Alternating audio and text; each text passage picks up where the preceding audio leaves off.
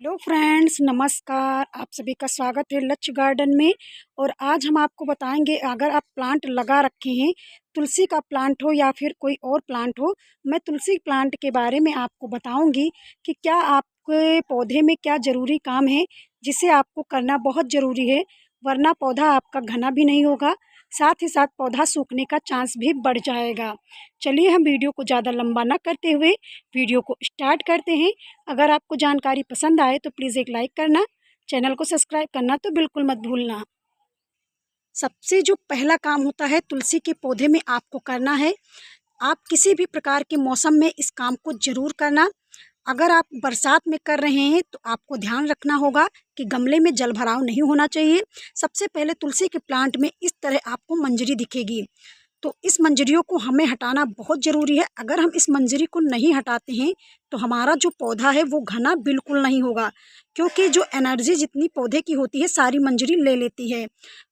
जहाँ से आप मंजरी हटाते हैं वहीं से दो नई शाखाएं आपके पौधे में निकलती हैं, जिसकी वजह से आपका पौधा धीरे धीरे बहुत घना होता है।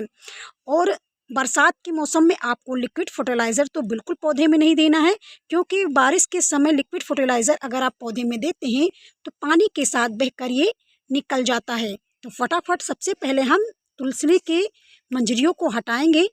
और ध्यान रखना, आप मंजरी को जहाँ से हटाएंगे वहीं से दो नई शाखाएं निकलेंगी, इसीलिए ज़्यादा नीचे से आपको नहीं हटाना है, बस आपको यहीं से हटाना है। आप मंजरियों को 15 दिन के अंतराल में ज़रूर हटा दें, क्योंकि मंजरियां बहुत तेज़ी से जब निकलती हैं तो बहुत तेज़ी से निकलना प्रारंभ कर देती हैं, जिसकी वजह से हमारा पौधा बिल्कुल ग्रोथ नहीं करता। जब आप मंजरी हटाते हैं तो पौधे की जो एनर्जी होती है सारी पत्तियों में लग जाती है, पौधा घना होना स्टार्ट हो जाता है। तो इस तरह हम पौधे से सारी मंजरियों को हटा देंगे। अब दूसरी बात, आपको पौधे में क्या करना है। दूसरी बात यह है कि पौधे की जड़ों की जो मिट्टी होती है उसे आपको कड़क बिल्कुल नहीं होने देना है।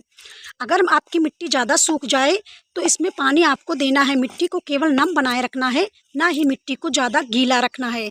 ध्यान देना है कि मिट्टी का जो जल भराव होता है वो अधिक ना हो। जहाँ पर आप प्लांट लगाते हैं वहाँ पर जल निकासी अच्छे से होनी चाहिए।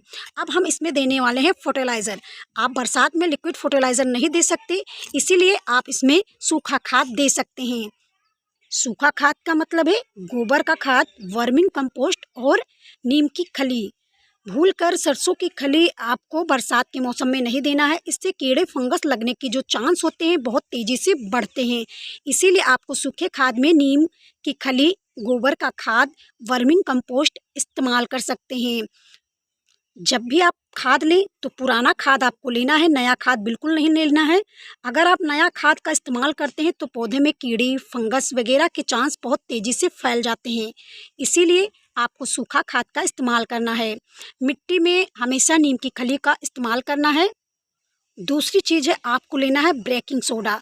आप इसे मिट्टी में मिला सकते हैं, तो हम इसे मिट्टी में मिला देते हैं। इससे कीड़े फंगस वगैरह के जो फफूंदी लग जाते हैं मिट्टी में, इसका चांस कम हो जाएगा। तो आपके पौधे कभी सूखेंगे नहीं, मरेंगे नहीं, क्योंकि बरसात में बहुत तेज़ी से कीड़े फंगस वगैरह फैलते हैं।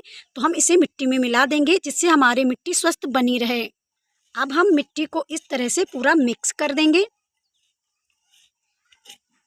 वैसे हम बता दें, बरसात के मौसम में आपको खाद देने की ज़्यादा ज़रूरत नहीं होती, क्योंकि बारिश के पानी में नाइट्रोजन अच्छी मात्रा में पाया जाता है। साथ ही साथ इसमें आयरन, जिंक, कैल्शियम जैसे भी पोषक तत्व पाए जाते हैं, जिसकी वजह से पौधा हरा भरा बना रहता है और ग्रोथ होता है। आप अक्सर देखते होंगे कि बरसात के मौसम में हरियाली बिल्कुल छाई रहती है, बस इन्हीं कारणों से होता है। इसीलिए लोग बरसात के मौसम में फर्टिलाइज़र नहीं देते। जब भी आप कोई फर्टिलाइज़र दें तो आप अपने पौधे में शाम को फर्टिलाइज़र देना है और उसके बाद पानी दे देना है। पानी को इतना देना है कि जल भराव बिल्कुल ना हो, बस मिट्टी सूखी दिखे, आपको पानी दे देना है, मिट्टी को नम बनाए रखना है। दूसरी चीज़ है, अगर आप अपने गार्डन में फूलों वाला पौधा लगा रखे हैं और उसमें फ्लावरिंग बहुत कम मात्रा में हो रही है, तो अगर आपके यहाँ बारिश नहीं हो रही है, अगर आप बारिश 3-4 दिनों तक ना हो, तो आप लिक्विड फर्टिलाइज़र दे सकते हैं, जिनमें आप केले के छिलके का लिक्विड फर्टिलाइज़र बनाकर पौधे में दें।